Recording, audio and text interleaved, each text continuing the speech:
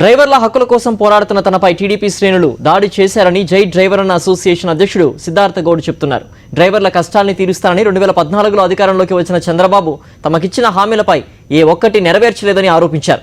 తాము లేవనెత్తిన 10 డిమాండ్లను నెరవేరుస్తానని జగనన్న హామీ ఇవ్వడంతో ఆయనకు మద్దతుగా రాష్ట్ర వ్యాప్త యాత్ర చేపడుతూ ఉంటే టీడీపీ పవన్ కళ్యాణ్ అభిమానులు తనపై దాడి చేశారని సిద్ధార్థ గౌడ్ ఆరోపిస్తున్నారు. ఆధారాలతో సహా మీడియా ముందుకు వచ్చిన ఆయన సోమాజిగూడ ప్రెస్ క్లబ్లో మాట్లాడారు.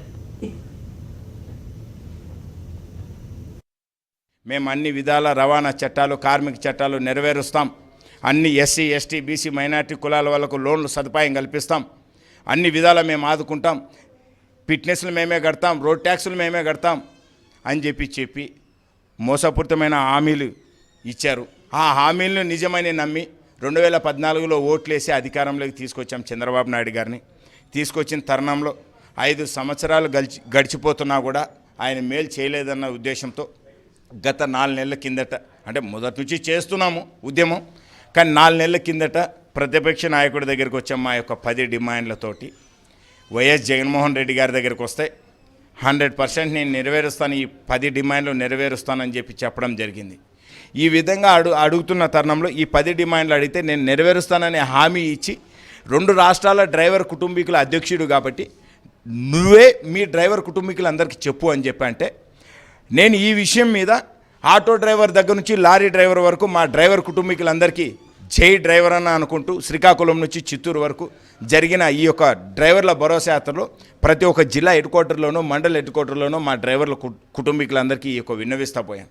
ఈ విన్నవించింది ప్రతిపక్షం వాళ్ళు నెరవేరుస్తామని చెప్పడంతో అధికారం పక్షంలో ఉన్నటువంటి చంద్రబాబు నాయుడు గారు, పవన్ కళ్యాణ్ గారు వీళ్ళు జీర్ణించుకోలేకపోయారు. విశాఖపట్నం, విజయవాడ, తిరుపతి మహానగరాల్లో 3 మహానగరాల్లో వీళ్ళు హామీ ఇచ్చి ఎక్కడ నెరవేర్చలేదు కాబట్టి వీళ్ళని ఎత్తి చూపుతున్నాం. మేము నెరవేర్చలేదు, హామీలు ఇచ్చారని చెప్పి ఎత్తి చూపుతున్నట్టు వీళ్ళ ఓటు బ్యాంకు దెబ్బతింటుందన్న ఉద్దేశంతో ఈ సిబిఎన్ ఆర్మీ అనేటోళ్ళు, పవన్ కళ్యాణ్ అభిమానులు, అదేవిధంగా ఈ లోకేష్ బాబుకు సంబంధించినటువంటి వాళ్ళు నన్ను ముఖ్యంగా టార్గెట్ చేసి విజయవాడలో నన్ను అడ్డుకోవడం జరిగింది. అక్కడ కొట్టారు, కృష్ణలంక పిఎస్లో కూర్చోబెట్టారు. మీకు అన్నీ కూడా ఇస్తాను, మీకు ఫొటోస్తో సహా వీడియోలతో సహా కూడా పంపిస్తాను. అదేవిధంగా తిరుపతిలో నన్ను సభలు చేసుకొని అక్కడ అడ్డుకోవడము, అక్కడ వాళ్ళ వర్గానికి సంబంధించినటువంటి వాళ్ళు నా మీద దాడులు చేయడం, నన్ను చంపేయడానికే ప్రయత్నించారు వీళ్ళు.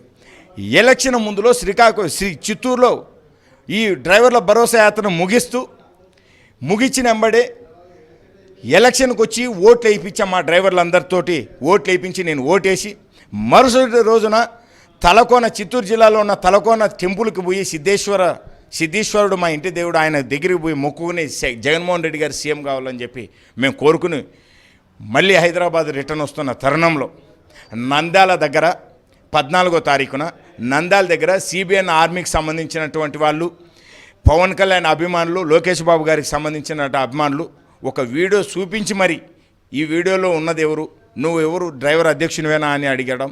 అవునన్నా అని చెప్పాను సార్. కానీ ఆ వీడియోని చూపించి ఇదెవరు అని చెప్పి అడిగారు. నేనే అన్నా అని అడిగాను. మరి గడ్డం ఎందుకు పెంచావని అడిగారు.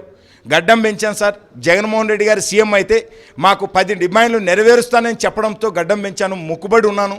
ఈ 10 డిమాండ్లు నెరవేరుస్తాను, నా డ్రైవర్ కుటుంబీకులు బాగుపడతారన్న ఉద్దేశంతో నేను తిరుమలకు పోదామనుకున్న పాదయాత్రగా మా ఊరి దగ్గర నుంచి అని చెప్పడంతో వాళ్ళు ఆ వీడియో చూపించి మరి ఎట్లా తిడతావు, చంద్రబాబు నాయుడు గారిని ఎట్లా నువ్వు విమర్శిస్తావు, పవన్ కళ్యాణ్ ఎట్లా విమర్శిస్తావు అని చెప్పి పిడిగుద్దులు గుద్దడంతో అడ్డుకోవడంతో వాళ్ళలోనే ఆ 10 మందిలో ఒక వ్యక్తి రాడ్డుతో కొట్టాడా కత్తితో కొట్టాడా తెలియదు.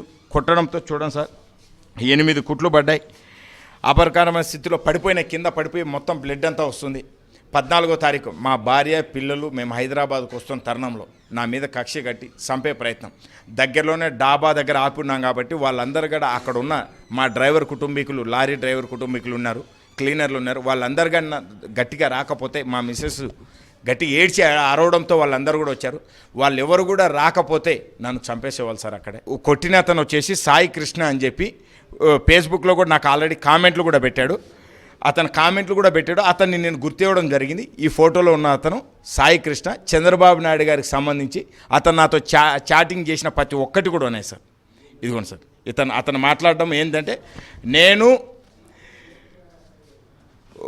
ఏమన్నాడు, నీకు ఉంటుందిరా 23వ తారీఖు తర్వాత ఇప్పటి నుంచో పక్కా స్కెచ్ సార్ ఇది. చంద్రబాబు నాయుడు గారు వీడిని ఎట్లయినా అడ్డు తొలగిస్తే డ్రైవర్ ఓట్లు తెలుగుదేశం పార్టీకి పడతాయని, అంటే మోసం చేస్తూ ఉంటే ఎప్పుడు మోసం చేయడం.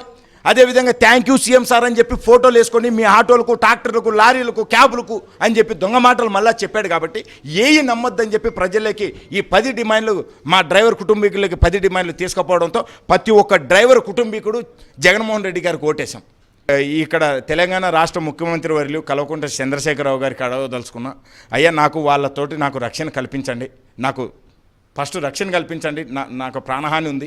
చంద్రబాబు నాయుడు గారితో, పవన్ కళ్యాణ్ గారితో, లోకేష్ బాబు గారితో, వాళ్ళకి సంబంధించిన అభిమానులు, వాళ్ళ సిబిఎన్ అనే ఆర్మీ, ఈ లోకేష్ బాబు గారికి సంబంధించినటువంటి గూండాగిరీలు వీళ్ళందరూ నా మీద దాడి చేసే ప్రయత్నంలో ఉన్నారు. నేను ఇక్కడ బతికే పరిస్థితుల్లో లేను. నేను ఈ విధంగా అడగదలుచుకున్నా సార్ చంద్రశేఖరరావు గారిని.